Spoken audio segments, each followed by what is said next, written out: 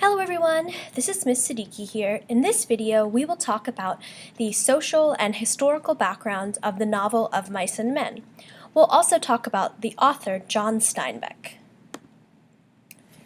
John Steinbeck is considered one of the greatest American writers of the 20th century. Let's take a look at his life. So, Steinbeck was born at the turn of the 20th century in 1902 in Salinas, California, and he was the third of 4 children. During his childhood, Steinbeck really grew to appreciate the Salinas countryside and kind of fell in love with California and kind of the area near the Pacific Ocean. And so a lot of that comes across in his writing, and you can kind of see from the descriptions of Mice and Men that he paints California and Salinas in particular as a very beautiful area. And Steinbeck also pulled a lot from his own life in writing about Lennie and George's experiences because he also worked at nearby ranches during his summers when he was growing up. So here are some pictures which show Salinas, California in the 1930s. You can see a lot of the migrant workers, the farmers. So it was a very agriculturally based state, as were a lot of the western states. These are some pictures of Salinas, and you can see that it's really a beautiful place. There's very rich, fertile soil there, and so you can see why Lennie and George might dream of this place as a location to build their American dream and achieve their American dream. Steinbeck was noted to have been interested in writing from an early age. It was documented that at the age of 14, he was already spending hours in his room writing. In high school, he also edited the school yearbook, and he also attended Stanford University in California, taking both classical and British literature and writing courses. However, Steinbeck did not graduate from Stanford because he decided he would kind of drop in and out of school, and a lot of the time he would choose, instead of to be in school, to work on the ranches with migrant workers and folks called bindlestiffs. You might ask, what's a bindlestiff? Well, bindlestiff is basically another word for a hobo, specifically one who carries a bedroll, kind of like these folks. So that's what Lennie and George would have been carrying their entire life, everything packed away in a roll, and they would travel from ranch to ranch looking for work and where they could stay and where they could get food, and just kind of traveling, being migrant workers. So Steinbeck, though he was educated, enjoyed being around bindlestiffs and working on ranches. So during the late 1920s and 1930s, he wrote several novels, all of which are set in California, like Cup of Gold, Tortilla Flat, East of Eden, The Moon is Down, and The Winter of Our Discontent. And Of Mice and Men is one of the most noted ones. And he was also one of those authors who was lucky enough to be recognized in his time as by readers and critics. So he was very aware of his success and was celebrated as an author during those Depression years. So his first novel was published in 1929. In 1930 is when he married, and his marriage was really a difficult one. And so eventually, about a decade later, they divorced, and I think this partially had to do with kind of his desire to live like a migrant, and it was just sort of noted that he and Carol, his wife, really struggled at their marriage.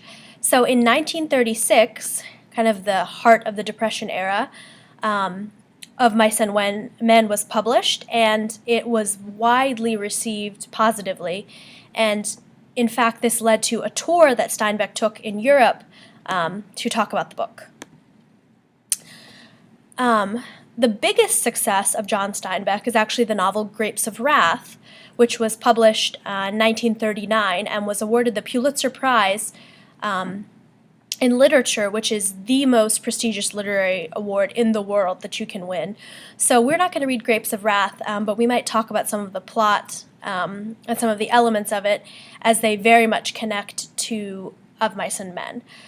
Because Grapes of Wrath also stemmed from Steinbeck's experiences working among migrant workers, and his experience has really led him to research these migrant workers and develop compassion for them. And so he kind of wrote Grapes of Wrath and Of Mice and Men as a way to present to the American population the lives and experiences of these migrant workers, because it was really a tough life. So in a lot of ways, Steinbeck could have been considered a writer for social justice. Steinbeck died in 1968 in New York City, and actually his ex-wife took him home to Salinas in California to be buried in the land that he loved so much and wrote so much about. So now that you know a bit about John Steinbeck's background and sort of the influences he might have had, we are going to talk specifically about Of Mice and Men, which follows Lennie and George, two very interesting, compelling, sometimes lovable characters. So the story of Mice and Men, which is really a novella, was originally called Something That Happened. And when Steinbeck first wrote the book, he thought it might be some kind of story for children to really learn a lesson, and as you get through it, you'll see how that might be the case. And so Steinbeck told a friend once that he was experimenting with a new dramatic form, and you can see as the story escalates, like in chapters 5 and 6, it really becomes a very dramatic story. So in 1936, he wrote a manuscript, but apparently his puppy ate it. I think that's probably why he includes dogs in the story.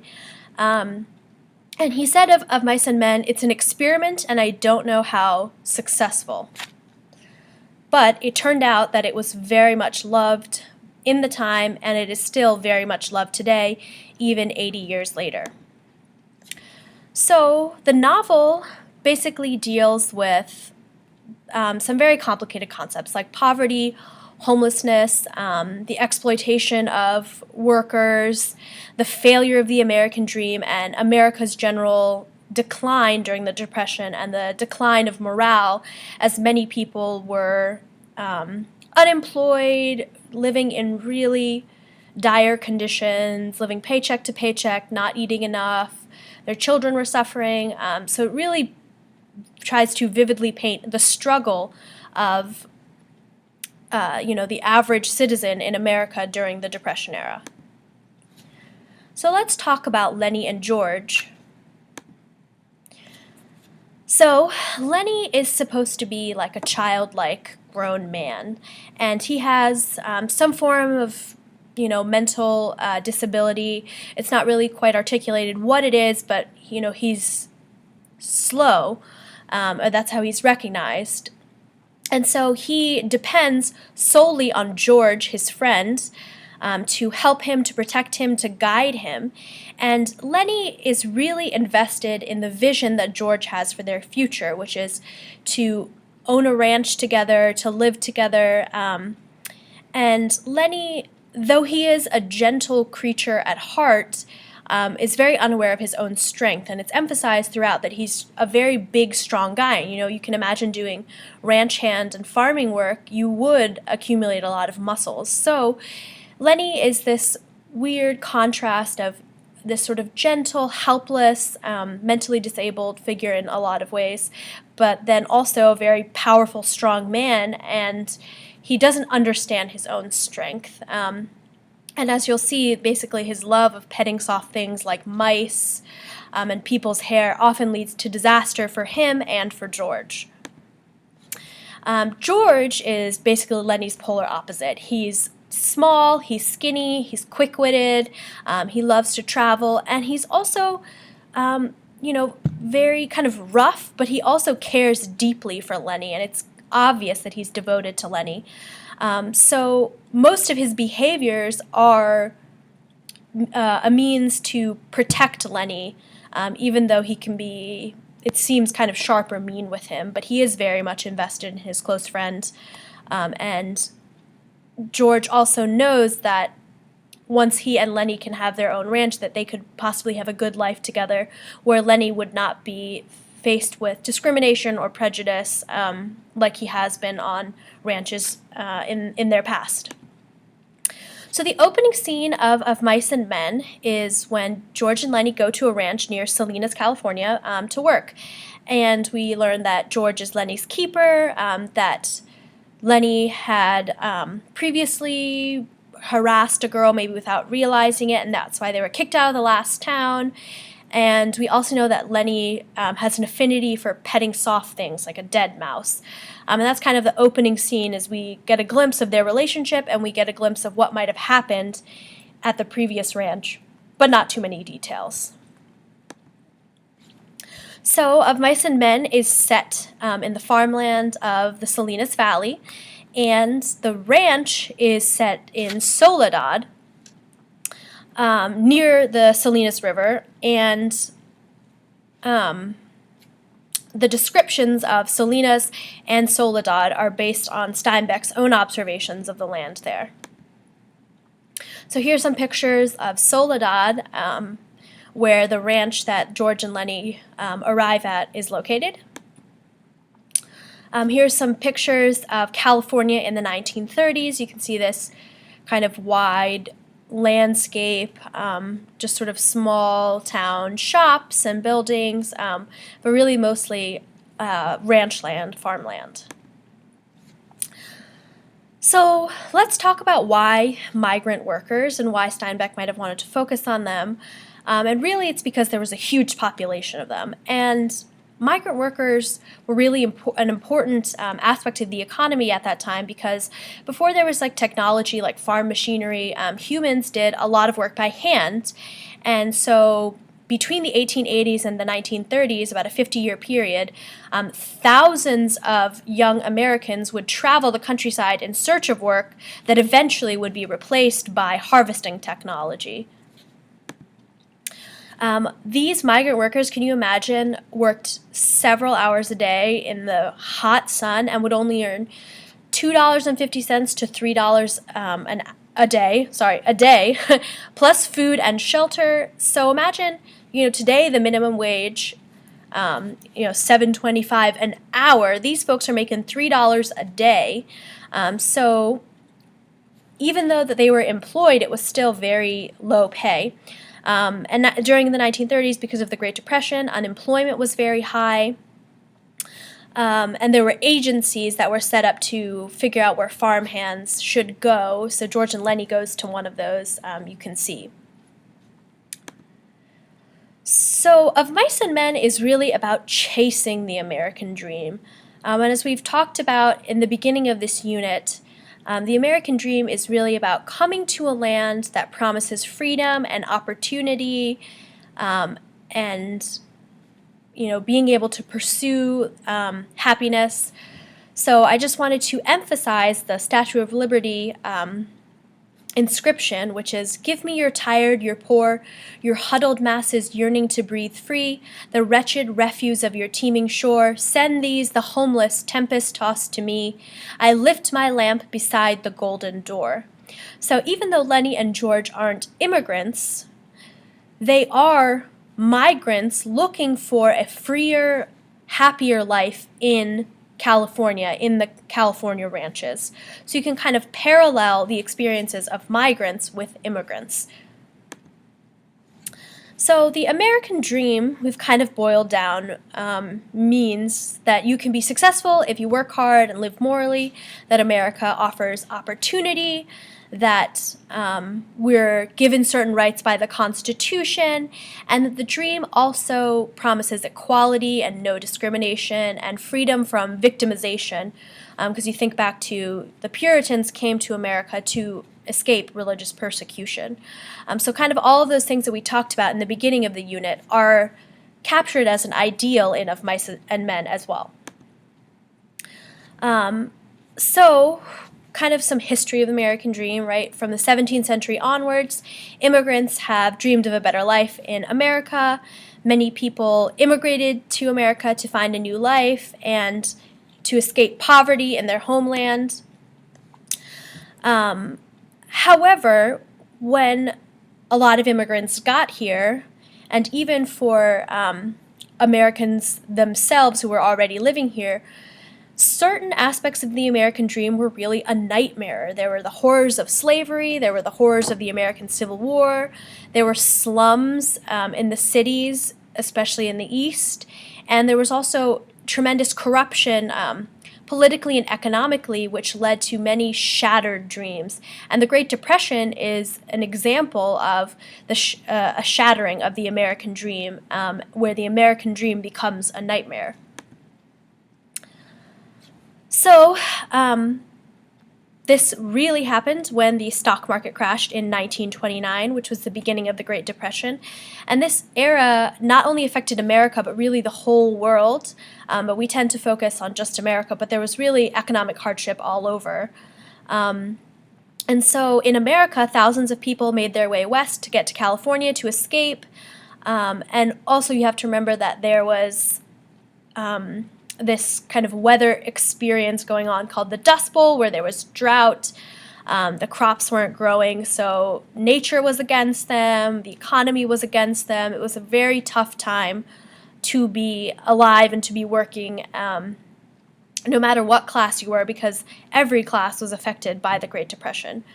So really, George and Lennie's dream of just having a little house with a couple of acres at that time can still even seem impossible for them. So something that you want to consider as you read the novel is the question of, is the American dream possible in the historical context of the novel? Not just for Lennie and George, but is it possible for anyone during the Depression era to achieve the American dream when they can't have things like a roof over their head, food on their table, access to opportunity, when their families have to be split up because folks have to work? Is the American dream possible in such dire conditions? That's something you should mull over. So let's talk about this concept of dreams. So George and Lennie have a dream, even before they get the new job at the ranch, which is that they want to make enough money to live off the fat of the land and to be their own bosses. And as we know, Lennie's dream is to be able to tend to as many rabbits as he wants, because he loves these small, soft little creatures. So that's George and Lennie's dream. So when George describes their dream in full, what it really seems like is kind of a Garden of Eden-like place. They want all the food that they want. They want to not have to work very hard. And George also reminisces about his childhood life as well, and kind of talks about the beauty of the land. And this sort of comes from Steinbeck's own vision of paradise, because he really believed that Salinas was one of the most beautiful places in the world. So there's some themes in Of Mice and Men, which we will talk about as we read, but I just want you to consider. So we'll talk about the nature of dreams, what are dreams to humans, not just the American dream, but, what are our dreams, what are our goals, how do they connect to how humans form meaning, how do George and Lennie's dream connect to how they form meaning. We'll also talk about the theme of loneliness, which is prevalent in Of Mice and Men. All of the characters in some way are lonely. They crave human contact, they crave friendship, they crave love, and we'll talk about how loneliness affected migrant workers in the Depression era. We'll also talk about powerlessness. Who is powerless on the ranch? In what forms are you powerless, either intellectually, financially, societally? We'll talk about fate and sort of the unpredictable nature of life, but also the predictable nature of life. And in terms of George and Lennie, what is their fate given Lennie's condition? There's this theme of being my brother's keeper, where Steinbeck really brings in this interesting question of how responsible are we for other humans in this world, and how responsible should we be for folks who can't help themselves. There's a theme of nature really creating the mood in Of Mice and Men. So look for things like weather, descriptions of the land, to figure out what is the mood, what is the feeling, and that might get you into some foreshadowing of what's going to happen next in the novel. So the title of Mice and Men comes from a poem by Robert Burns, which we'll listen to at some point. So the title of Mice and Men is really an allusion to this poem, and the stanza from the poem goes like this.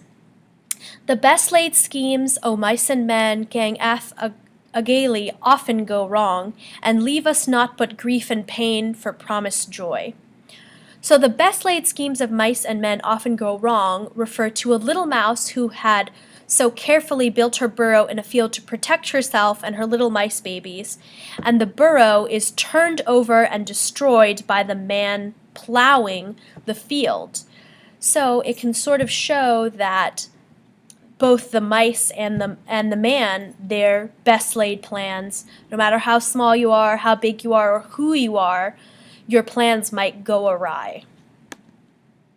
So that concludes the background on the author and on the novel of Mice and Men. Make sure you just jot down some notes. You can click back in the slides to do so. And thanks for watching.